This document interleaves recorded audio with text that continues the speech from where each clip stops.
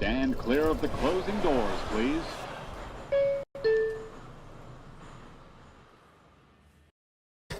And what is up, you guys? The Mets begin the second half with an absolute dud of a game. Another Uber driver bullpen wasted, thrown away punt game by the Mets. Not a game I thought that the Mets would be doing that. You know, you want to open the second half strong and come out and get a W on David Wright's really special weekend.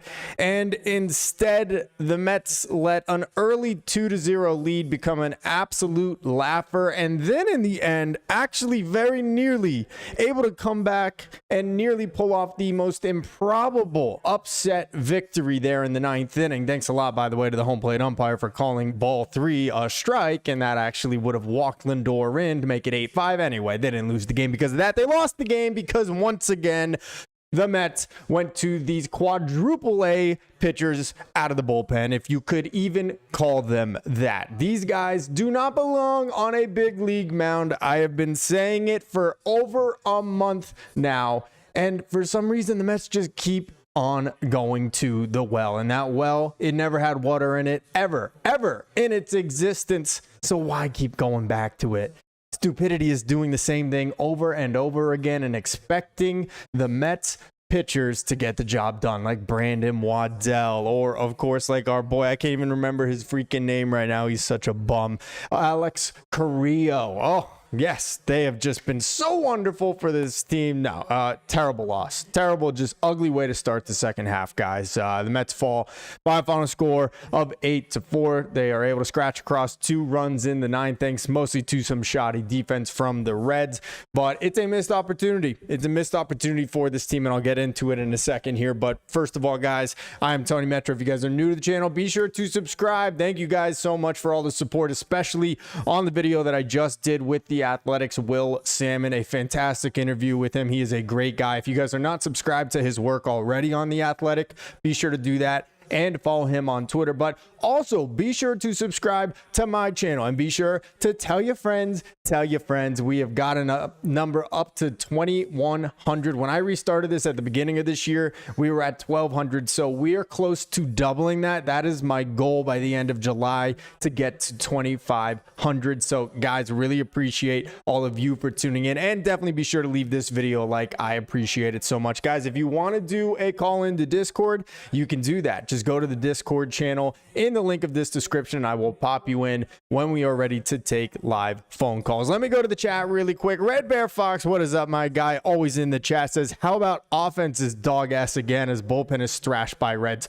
Very fair. It could have easily been that way for this title as well. Unfortunately, when you give up 3 home runs in 6 batters and you give up 4 home runs overall on the game, there's not many offenses that are going to overcome that type of deficit or that type of pitching performance. But 100% with you there, Red Bear Fox. This offense equally as culpable for this loss tonight. They enter the ninth inning with just 4 hits until finally, with 2 outs, Brandon Nimmo knocks the double down the right field line. Mauricio's is an error for the Reds, and then they get a little squibber on the right side of the infield. The pitcher can't handle off the bat of Brett Beatty, and then Luis Torrens with the RBI knock into left field. So 3 of their 6 hits coming in the ninth inning, 2 of them coming after the door was open by that error out in right field by Connor Joe. Horrible performance once again from the offense, and I will continue to make this my rally cry: fire Eric Chavez. How the Cincinnati Reds could come in here and just absolutely blow the Mets lineup away the way that they did is beyond me. And there's really no reason I should be surprised anymore at this point, because this has been what the Mets lineup has been for most of this season. Just lifeless looking at bats. How many pop-ups on the infield did the Mets lineup hit into tonight? How many times did they hit a lazy little pop-up around the infield tonight? How many strikeouts? How about the day from Mark Vientos? We thought, oh, wow, look at that performance he had over the weekend in Kansas City. The clutch go-ahead 3-run double, and he had a couple other knocks throughout that whole week. And then he comes out tonight and he looked exactly like Mark Vientos that we've seen for the first 3 months of the season. Not going to single him out because it was the entire group, but Red Bear Fox, it could have easily been flip-flopping the title to be offense is dog shit again. Thrashed by Reds, 100%. Explosive Diarrhea, what's up? Mets baseball is back, baby. Oh, yes, I missed it. You know, my blood pressure was at a really good point over this all-star break. I was really getting into some good books and just relaxed. And then Friday comes around and the New York Mets know how to make it just shoot right back up to the stratosphere. Thank you so much, New York Mets. This wasn't your average 6-run loss either, or 4-run loss, but what was looking like it would be a 6-run loss, because the Mets have Sean Manaea making his first start of the season after he came and piggybacked off of Clay Holmes out of the bullpen in the first half finale against the Royals, and Manaea was just absolutely picking up right where he left off from last Sunday, just punching out batters with that elevated fastball up in the zone. He finishes with 7 strikeouts over 4 innings. The one little blemish, the only hit against him was an opposite field home run to make it 2-1. And I'm really excited at this point. I'm thinking, man, we got our ace back in Sean Manaea. We already got 2 runs off of Nick Lodolo. Juan Soto goes deep. Jeff McNeil with an RBI single, 2-1. And then SMY pans to Alex Carrillo walking out of the bullpen. And I said, well, it was fun while it lasted. It was fun while it lasted tonight, because there is no way that we are really going to go to Alex Carrillo after the entire bullpen just had 4 days off for the All-Star break. Everybody is well rested. We just brought Brooks Raley back to the big league roster after completing his minor league rehab assignment. There's no way we are actually going back to the Whole Foods bagger boy, Alex Carrillo. But that's exactly what the Mets did, because they have not learned their lesson. And it blows up in their face immediately. The Reds scoring in 4 consecutive innings from the 4th on through the 7th. A solo homer off of Manaea. Then Carrillo, after getting the first 2 outs of the 5th inning, hits a batter in the foot, gives up the go-ahead 2-run homer to make it 3-2, then gives up another solo shot in the 6th, and for a little encore, if you will, another 2-run homer in that inning. 3 homers in a span of 6 batters for Alex Carrillo in this game. His final line, an inning and a third, 5 earned runs on those 3 blasts from the Cincinnati Reds. First time this year, by the way, that the Reds have hit 4 home runs in a game, and they play in that bandbox out there in Cincinnati. This was a joke. To go to Alex Carrillo and to go to the likes of Brandon Waddell after the entire bullpen just had a full 4 days of rest during the All-Star break is a joke. I am sick of it. And I got to say, this should be a learning lesson for Carlos Mendoza, because in the end, the Mets make this an 8-4 game. They rally in the 9th. And a lot of it, of course, because of some really poor defense from the Reds. But this has been all too common of a strategy employed by Carlos Mendoza. He was looking to steal an inning or maybe 2 from Carrillo after Manaea only went 4. Of course, we know Manaea is not going to go super deep. His first true start of the season here, he probably was limited at about 75 pitches. He exited after the 4th at 69 pitches. So he was thinking, let's try to sneak an inning out of Alex Carrillo and see if we could then get the ball to a guy like Raley and then Reed, and then we'll see where the game is from there. I don't understand how he continues doing this. I don't understand why after he puts Alex Carrillo in and after he surrenders the lead, he says, oh, well, you know what? That's it. It's over. Let's just run these guys out there for the rest of the game.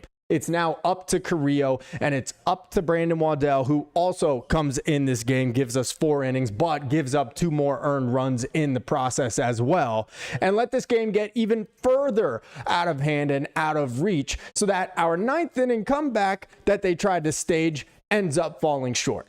Mendoza is doing this way too much for my liking, and I just don't understand it. Let's go back to the chat. Pete Furlong, so good to have Manaea back. That is the only positive coming away from this game, to get Sean Manaea back, to see the way that he pitched. He was fantastic again, especially after how he looked in that first relief appearance against the Royals last Sunday. So really, really great to see that from Chaminade. Guys, I wouldn't be surprised, by the way, if Alex Carrillo is DFA'd today. An inning and a third, 3 hits, all of them homers, 5 earned runs on 2 walks. I would not be surprised at all if we find out before tomorrow's game that Alex Carrillo has been designated for assignment. Sorry, man. Love a good feel-good story, but they only become feel-good stories when, you actually perform well, and that is not something that Alex Carrillo has done at all.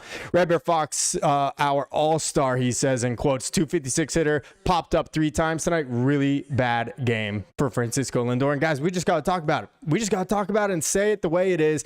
Francisco Lindor has been bad for over a month and a half now. He was 0 for his previous 11 at-bats entering the 9th inning at-bat, and now is 0 for his previous 12.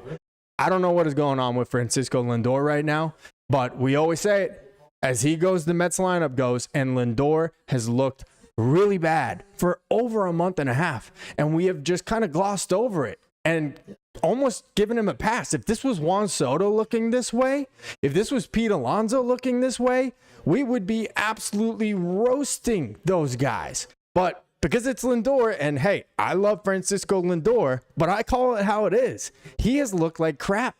And I don't know what to do with him anymore. I don't know if you keep him in the leadoff spot. I don't know if you put him in the 2-hole again. He seemed to hit better there than he has been in the leadoff spot this year. But going back to last year, that whole stretch of baseball, he was fantastic hitting atop of the order. But something ain't right about Lindor. 0 for 5 tonight. Just brutal game. Chance there to tie this one up with a grand slam. And again, I'm not pinning the entire game on him, obviously, for not getting the job done there in the 9th. They shouldn't have even had the chance to do it there. It's all because of the Reds. But Lindor has not been good, and we have to acknowledge that. Something ain't right with this guy right now. Let's go back to the chat.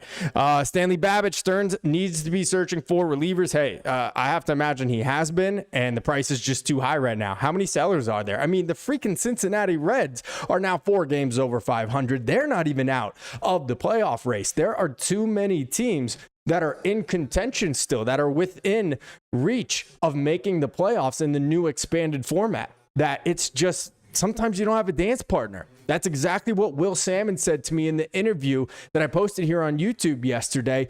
He thinks the Mets need to be aggressive. You got a good roster. You got a good core. But at the end of the day, if you don't have a dance partner to make a trade with for the needs that you need to fill, unfortunately, you just can't get the job done. I do believe there's going to be additions, and there need to be in this bullpen, because we cannot live another day with the likes of Brandon Waddell and with Alex Carrillo. This is just an embarrassment. We're fortunate that the Phillies lose tonight to the Angels, so we remain only a half game behind. But guys, the wild card is creeping up on us. They're in second in the wild card right now. The Brewers are ahead of the Mets. And you got San Diego winning today. They are only 1.5 games behind the Mets in the 3rd wild card spot. So the Mets need to put the pedal to the metal here. There is no more time for, well, this game got a little out of reach, so let's just keep pitching the guys like Carrillo and Brandon Waddell, and we'll try to get them tomorrow. There's no more of that. This is the second half of the season. This is against a team in Cincinnati that's still competing for a playoff spot, so there are no pushovers. You can't throw out the likes of these types of arms and expect to keep it close and win the game. And there's just way too many teams competing for only 6 playoff spots to just be punting games the way the Mets did today. Shame on Carlos Mendoza for putting those 2 guys out there on the mound and letting them remain out there. And I hope today is a lesson, because the Mets very nearly with this comeback in the 9th inning, had it been maybe 2 runs shorter, that could have been a very different inning. But I don't know. Maybe I'm crazy. Let me go back to the chat. Sandman Games, what's up, man? Anyone here order an Uber? Yeah, man, I don't know. Alex Carrillo was waiting, circling the Citi Field parking lot, and he couldn't find anybody. So then Brandon Waddell came in because he couldn't get anybody for his ride-sharing app either, man. These guys got to go. I can't deal with these dudes anymore. Sandman Games, Mets could have had 2 weeks off, bro. Same crap. I mean, look, it's as much on Carrillo and on Waddell and, of course, on Mendoza for putting them in as it is on this lineup. I mean, guys, let's be honest. This lineup has just been underwhelming. Even in that 2 out of 3 series victory against against Kansas City, it wasn't a particularly impressive performance from the offense at all. And that has been the case all season long. Let's go over here and I'll show you guys the Box score here. Let's take a look really quick. So the Mets do finish with 7 hits in this game, but again, 2 of them come after that that error in right field by Connor Joe on Ronnie Mauricio's hit. That was an error, but otherwise, I mean, look, they enter the 9th inning with only 4 hits. And then you get the double with 2 outs from Nimmo. So, I mean, the final line doesn't look as terrible. I mean, no, honestly, it does. 4 runs on 7 hits just ain't enough. It's just not good enough for a lineup that we're expecting to be a lot better than what this one has been. So as much as I can scream and yell about Alex Carrillo and Brandon Waddell and Carlos Mendoza's decisions and David Stearns not bringing in more quality arms, the offense just hasn't done the job. How many times can we say the offense won this game for them today? I mean, on one hand, I feel like that's the amount that we could say, yeah, the offense is the reason they won. The pitching didn't perform well, but the Mets bats came through. That game against Baltimore, the series opener last Tuesday, okay, there's one. I can't think of a whole lot many more where the Mets offense carried the load for this pitching staff. So it's a two-way street in my opinion. But Absol, what's up, man? How you doing? Good to see you in the chat. He says, I paid good money for good seats for tomorrow's game. I hope they don't pull this crap again. Gotta win tomorrow for the captain. I will be in the building tomorrow at Citi Field, so I am pumped about that as they retire. David writes, number 5 high up in the left field rafters. The Mets better not come out lifeless tomorrow. I'll tell you what. And I don't like this Reds team after the way they were punking us today. I don't like this Cincinnati Reds team at all. So I hope the Mets put up 20 on the board tomorrow. Laugh them out of the building on David Wright's big day. That would be ultra disappointing to see the Mets immediately lose a series in the first 2 games out of the gate here in the second half, and especially on the day of one of the greatest players in our franchise's history. So I'm with you, Ab. So sorry that, oh no, you didn't go to tonight. You're going to tomorrow. So, okay, gotcha. Let me go back to the chat here. Sandman Games, Bullpen Trash. Yup. D-Rails, what's up, Tony? How are you? Do I have to say it? Yup. Mendy. D-Rails has been on it about Carlos Mendoza way before a lot of us were. Way before I was, man. I'm telling you, I thought for the most part last year, Mendy did a pretty good job of managing this bullpen, but lately it has been really bad. And part of it has got to fall on Stearns because Mendy's been dealt a pretty shit hand here with some of these pitchers that he's expected to run out there, but I don't like some of the decisions he's made, such as when the game starts to get a little out of reach or whatever, he'll just roll with the same guy. He'll just keep rolling him out there.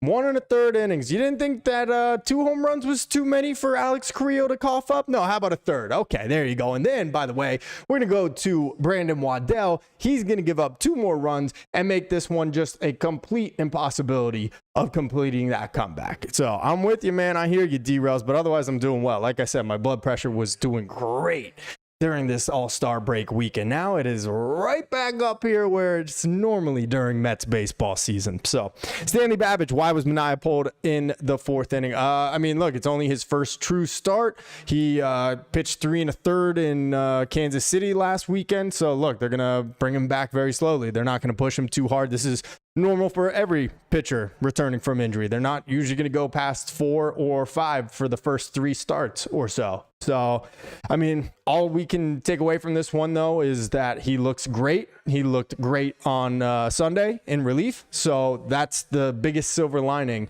of this game for the Mets, is Sean Manaea definitely looks good, even if he didn't go too deep. Pete Furlong, 8 free bases. Yeah, extra outs. Yeah. What are you going to do? Like I said, when you pitch the losers like we pitched tonight, Alex Carrillo and Brandon Waddell, that's how it's going to go. Nothing you can really do about it, but this is the hand that we've been dealt. Red Bear Fox just spitballing here. When is it time to maybe start pulling some blame on Cohen for allowing this to continue? He is the owner, and he's allowing this nonsense to happen. He needs to pull a Steinbrenner. I mean, look, here's the thing, though. You can't force teams to trade with you. So as much as I'm frustrated that we're pitching these guys, it's not like the Mets can put a gun to another GM's head and be like, give us your best closer right now. Like, no one's doing that. And if you want that, it'd have to be from a team that's well out of contention. And if you're buying this early, it's going to be at an exorbitant cost. Now it's starting to get to the point where, okay, we should be seeing some deals in the next week or so. Like, I don't know what the wait is for. Like, let's go. Like, the Rockies are pretty sure they're going to be selling, right? Pretty sure the Athletics will be selling the veteran pieces that they have. Same for the Nationals. So I don't understand why the deals haven't begun. But at the end of the day, I can't say like, hey, Steve Cohen needs to step in because, look, he's got the cash. He's always willing to spend. But you can't really just go find a free agent right now that's going to be anything worthwhile to adding to this roster. So I understand your frustration, but I don't know. I don't know if there's anything that Steve Cohen can truly do unless you're talking about firing David Stearns, which I don't think is the right idea. But, I mean, yeah, I'd like to start seeing him putting some new blood on this roster because it ain't good. Francisco Lindor is talking right now at the presser at the podium for the Mets. It's been bad, man. It's been real bad for Lindor. Let's actually go and look at the box score real quick, and then I'll jump back to the chat after that. But rough day for the Mets lineup. Once again, we talked mostly about the pitching, but let's go into the lineup now. So as you guys can see here, 0 for 5 for Lindor, couple pop-ups, weak ground balls, just not a great day for Francisco Lindor at all, and it hasn't been at all lately. I'm going to open his numbers in a new tab so we can take a look at them after I run through the rest of this lineup. But man, Mark Vientos even, you hit him in the 2-hole. You're thinking, okay, put him in front of Juan Soto. He's going to get some pitches to hit. I kind of love the idea, honestly. He just was hot in Kansas City, back off of his injury, you know, a little tiny rehab assignment, if you want to call it that, with AAA. And he goes 0 for 4. He looked horrible in this game. He looked horrible at the plate. 2 more strikeouts. It looked just like the Mark Vientos we were seeing for the first 3 months of the season tonight. Juan Soto launches a home run. What is that, number 22, number 23 for Soto now? So great to see that. But then, you know, 2 more Ks. Goes no more hits. Doesn't reach base again in this one. An over for Pete Alonso. I mean, guys, like, this is where it is. Like, we all want to complain about the bottom of the order, the 6 through 9 in the Mets lineup. But look at it right here. Look at this. I mean, the 1 through 4 with one hit in how many? 17 at bats.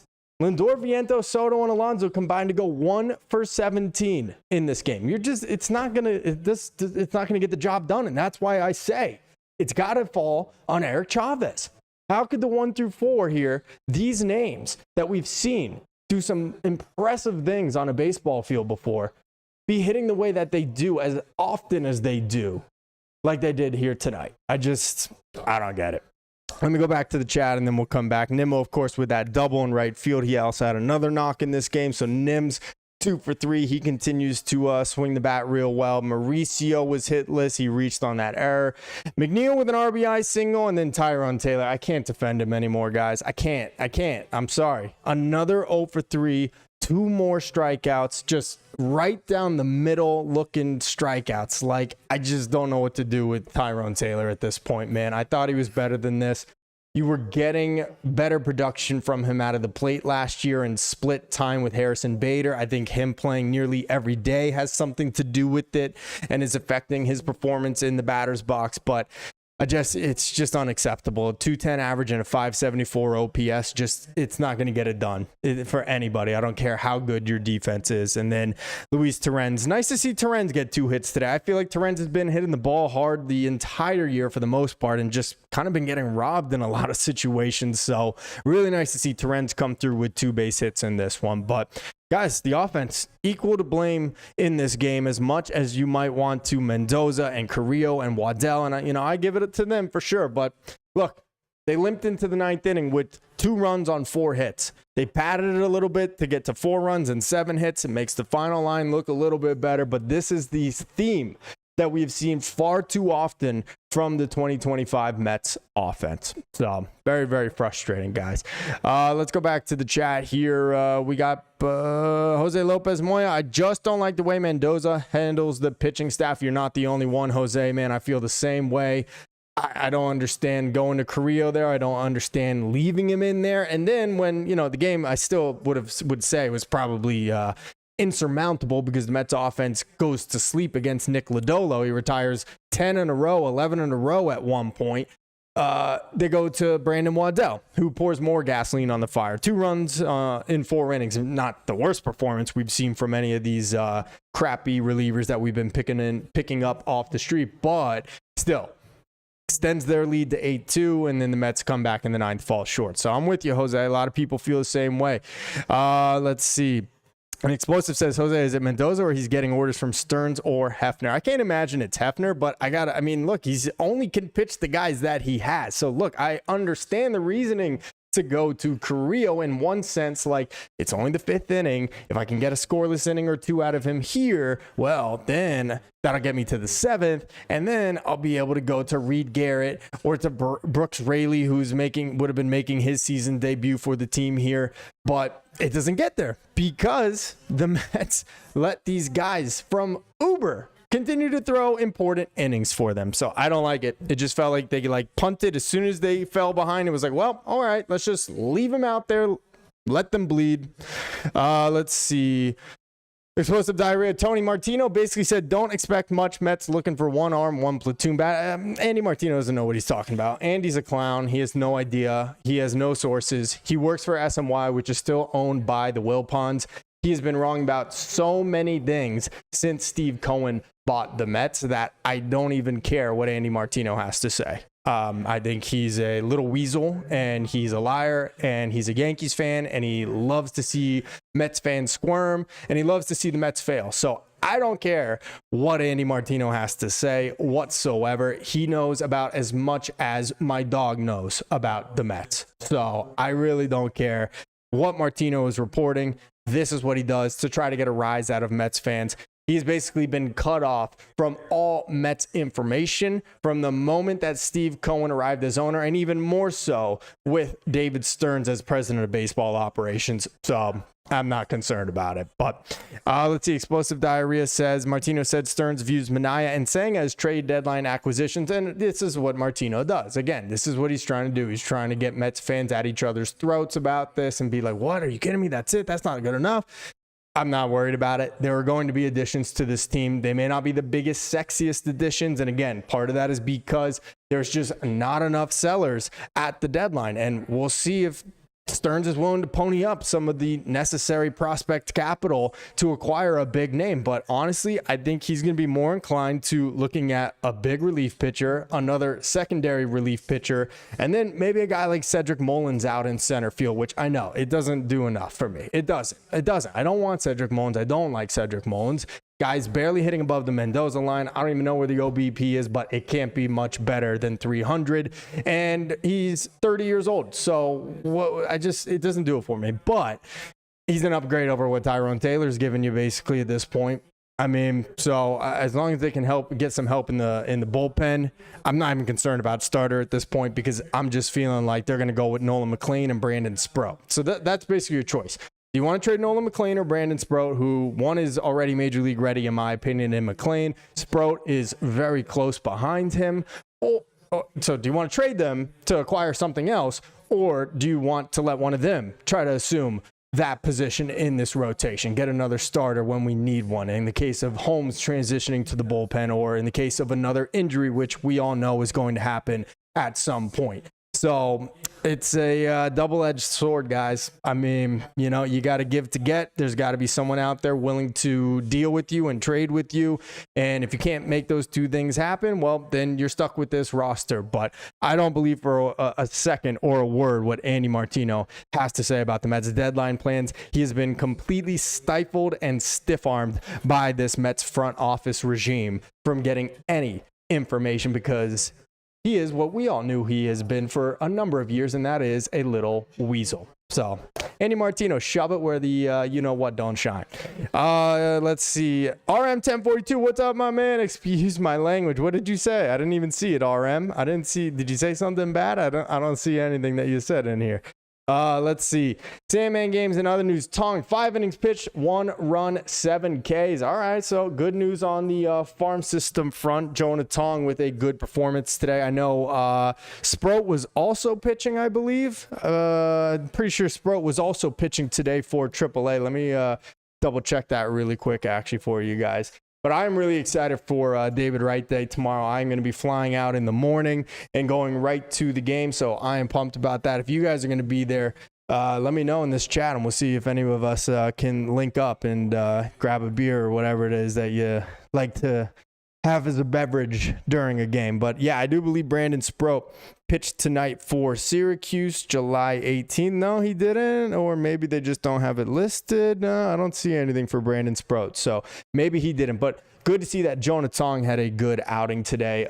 He is untouchable. He is not getting traded this deadline. I mean, it would have to be something crazy. He just got named inside the top 60 for Baseball Prospectus. I don't know why they did top 60 and not just top 50. That's kind of weird, but he has been great. Obviously, drawing those comparisons to Tim Lincecum. Look at these numbers: 7-4, 1.71 ERA over 16 starts and 84 innings. Leads all of minor league baseball in strikeouts at 132.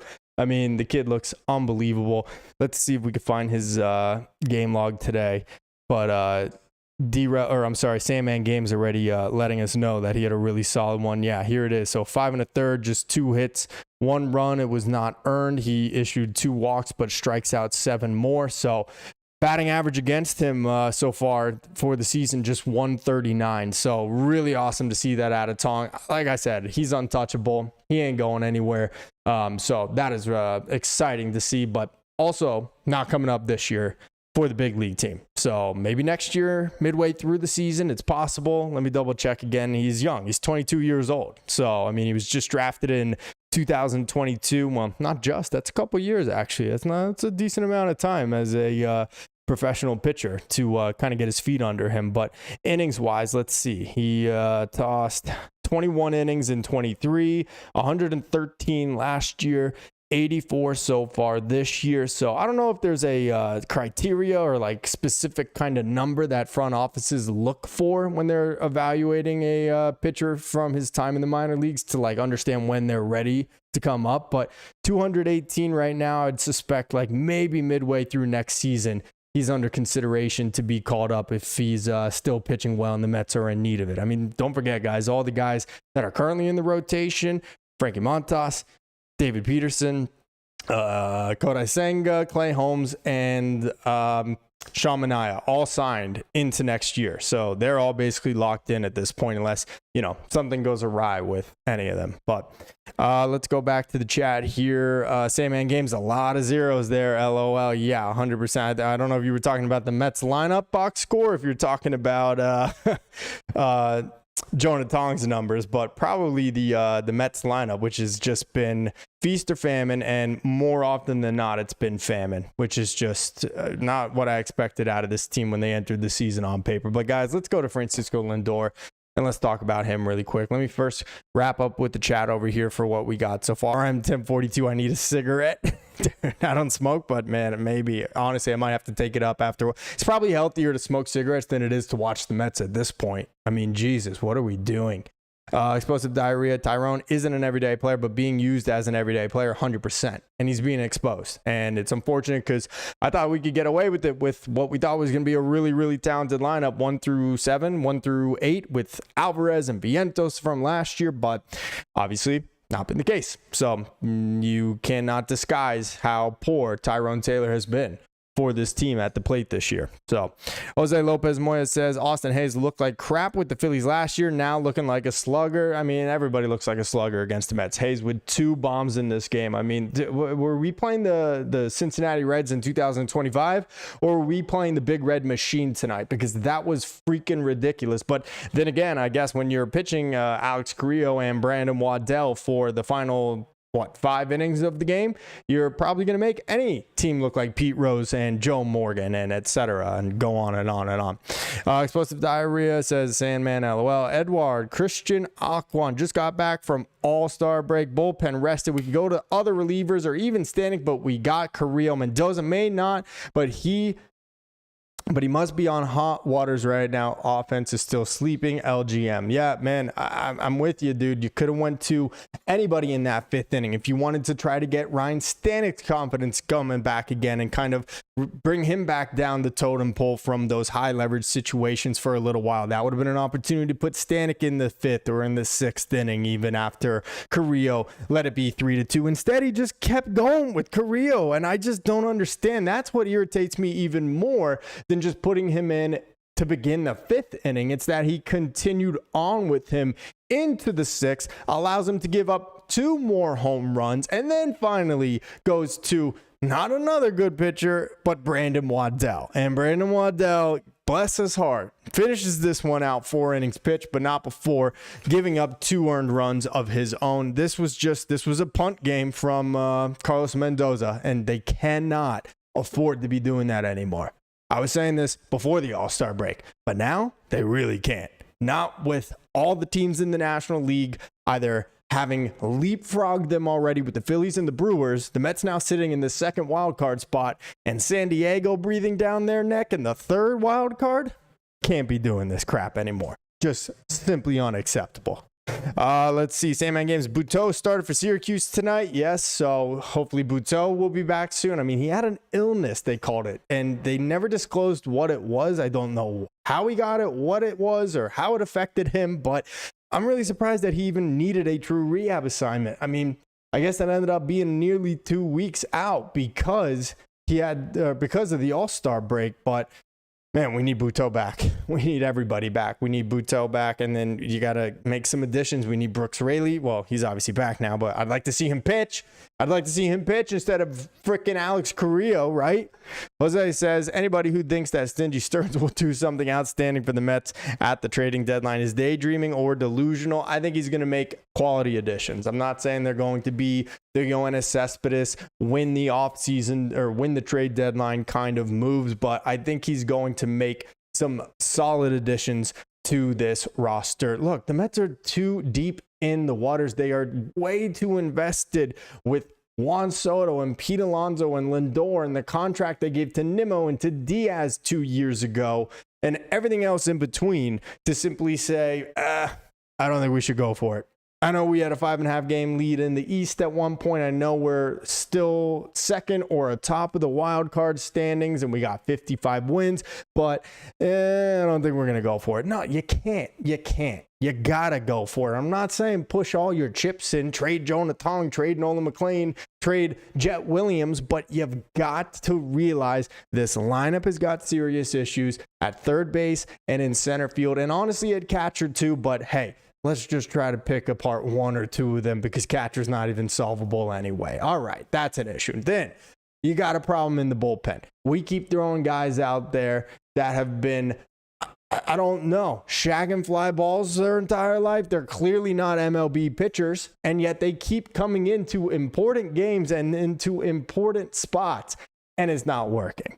And then the starting pitching, which personally, I don't know if they necessarily need to add to, on the condition that they're willing to call up Brandon Sproat or Nolan McLean when the opportunity arises, when the need calls for it, because we can't keep watching these types of games.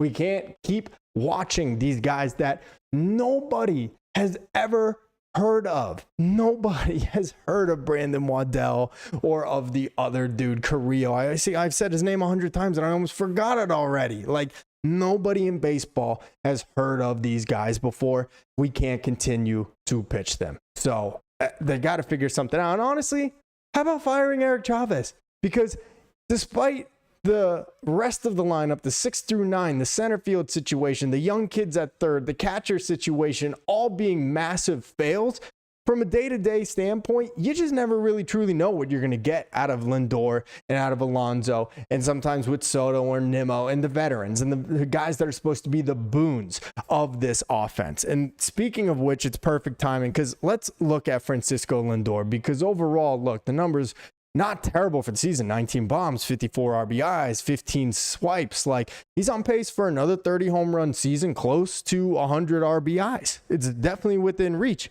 But the OPS down below 800 at 777 right now. The OBP down to 326. The batting average, who some people don't care about, I personally always still do a little bit, 256. It's just not good enough. And he's killing this lineup right now. He's been killing this lineup lately, Francisco Lindor. Last 7 games, 200 average, 250 OBP, a 433 slug. That's an OPS of 683. Last 15 games, 230 average, 753 OPS, 752 OPS. Last 30 games, though, over 120 at-bats for Francisco Lindor. Just 5 homers, just 16 RBIs, only 10 walks, 200 average, and an OPS below 600, 700. 600, 700. I'm so bad at math. He's killing this team right now, and I love Francisco Lindor. And he's been fine defensively despite some of those issues in the first half. Not many gaffes since then. But something ain't right with him. And honestly, man, I got to look at Eric Chavez. Because he's not doing what he should be doing. Soto has been obviously red hot in June, pretty solid here in July, but sometimes I'm not sure how I feel about him. And then Pete Alonso, same thing. I mean, it's the whole lineup. It feels contagious. That's the best way I could put it. It feels contagious. It feels like, well, this guy struck out with the guy on base. It's almost guaranteed the next guy is, or he's going to pop out, or he's going to do just something. He's not going to get the job done. There's something about this philosophy. There's something about what they are telling this team, what they are feeding them in terms of analytics or information that is just not working with this group of players. And it has got to be looked at because I believe the culprit is Eric Chavez. But will David Stearns do that? Will Steve Cohen do that? I don't know.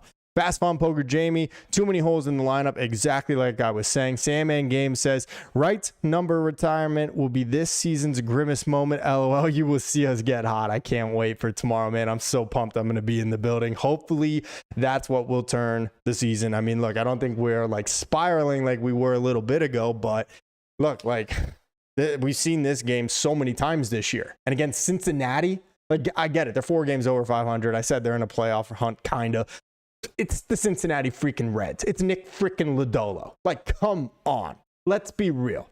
This lineup, this team that is making $350 million this year should be slapping the Cincinnati Reds all over the place at their home park.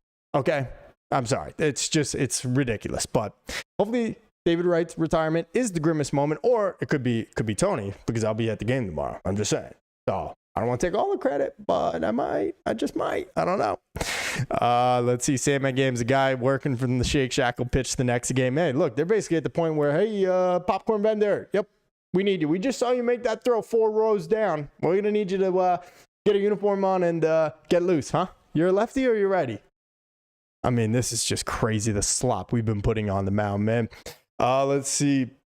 Joe, Mets not playing with any sense of urgency, putting games, bullpen games, independent pitchers, independent league pitchers. You put it perfectly, Joe. That is where they found this dude. He was pitching in Mexico most recently, I believe, and then before that was in an independent league. I mean, this is just ridiculous. I mean, I get it. There's injuries. It's a 162-game season. You're not going to have all your studs the whole way through, but this has been going on way too long. Way too long. So... Jose Lopez Mora, this is what you get when you keep taxing the pen and turning them into crap ass for Chavez and the other hitting coach. Just fire them. The sooner, the better.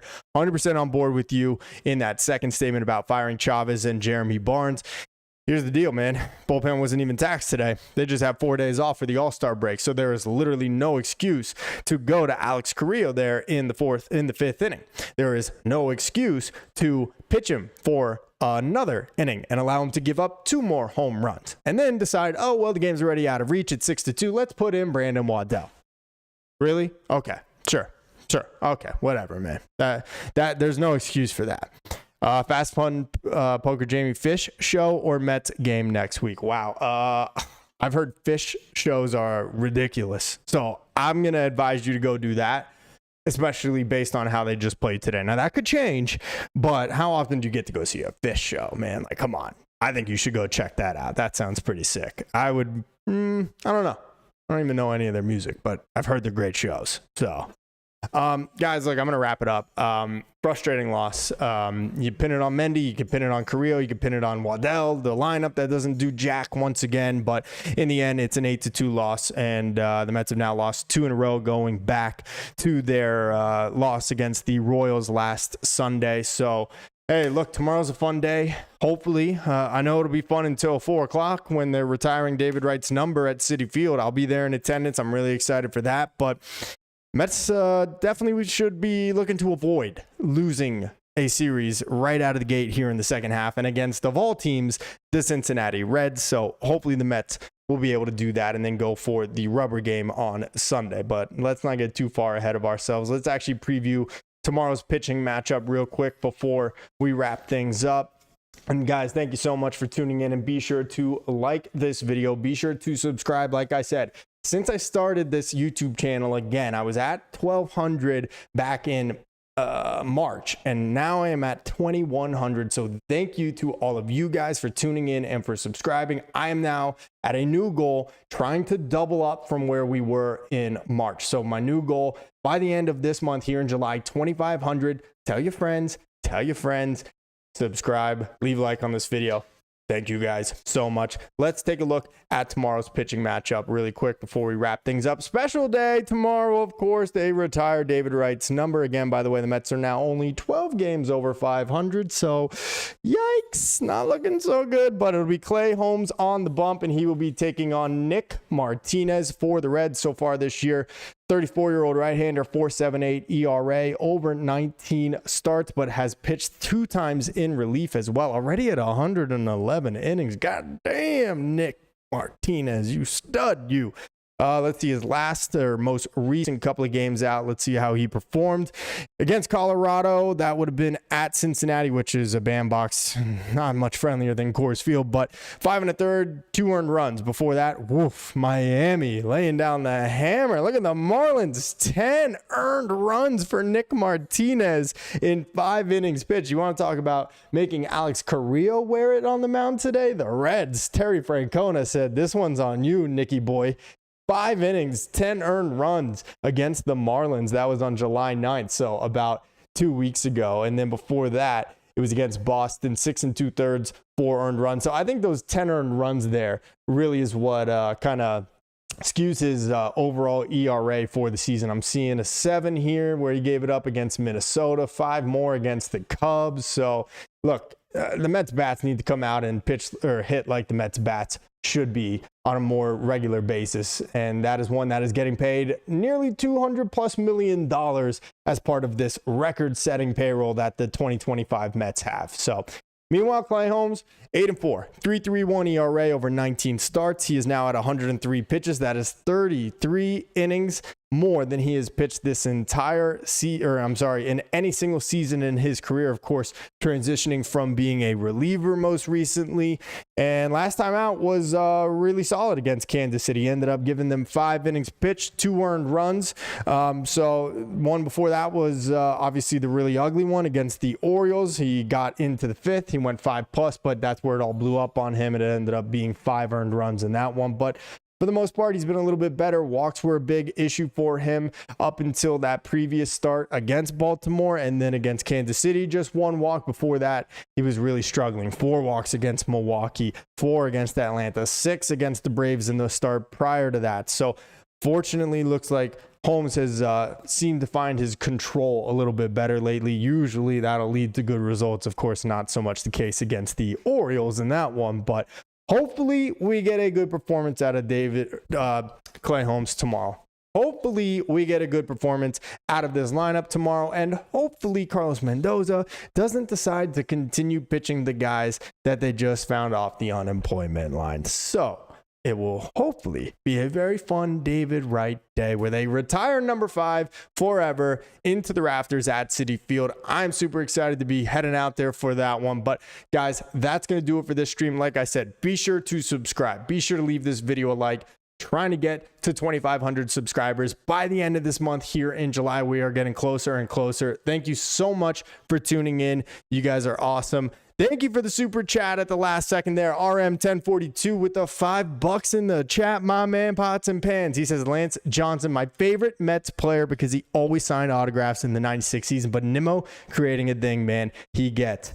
Dude, Nimmo, great Met. I mean, one of those guys where, look, he's going to have like a big World Series winning moment or something for them to really consider retiring Brandon Nimmo as number 9. But what a Met through and through, since we drafted the kid when he was 18 years old out of Cheyenne, Wyoming. So really, really cool. But thank you so much for the super chat, RM1042. I appreciate it. Stoney, what's up, man? You came in just at the buzzer. How you doing, man? Good to see you. He said, I went to watch the Mets game and took a nap and didn't wake up till now. Guess I didn't miss much. No, nothing but heartache, pain, and frustration. So good for you, Stoney. I wish I was taking a nap during that Mets game myself. Michael Sklo, have you seen the Robert for Morabito rumors? No, I haven't. And if that's what the Mets have as a grand plan to fix their lineup, well, then you can kiss this season down the drain because Luis Robert Jr. sucks. He's basically what we got in center field already.